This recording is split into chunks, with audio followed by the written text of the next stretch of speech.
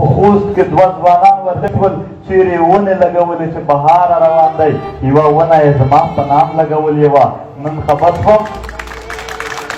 تاسو ته پته شته دی نن خبر شوم طالبان هغه ونیول بندي یې کړل چې ولې تاسو نو تر څو چې دوی بندي وي تر هغې به موږ د دوی دپاره غږ پورته کوو او که نه شول خلاص چې پرلط ختم شي موږ کولی شو چې د اسلام آباد امبیسۍ مخکې هم احتجاج وکړو چې خلاص یې کړئ دغه خلک ستا دومره وړوکی نظر دی ستا دومره وړوکی نیت دی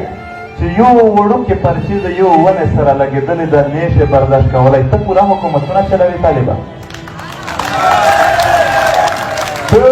د دومره وړوکي نظر خاوند د دومره وړوکي فکر خاوند یې چې د یو ونې سره یو نام د هغه سړي چې د پنجاب جرنلانو ته یې بد ویني دي تا دومره زړه په هغې بد باندې بد شوی دی چې هغه نام نشي برداشت کولی ته پوره حکومت وچلوې نو هسې هم خوار دي هلته هم او دلته هم یعنی افغانان نن سبا دومره آزاد دي دومره چې د یو ونې سره یو وړوکی چیټ هم نشي لګولی دومره آزاد شوي دي خپل سوچ کوئ ملګرو نو افغانان چې دې خوا راشي بیماران شي مریضان شي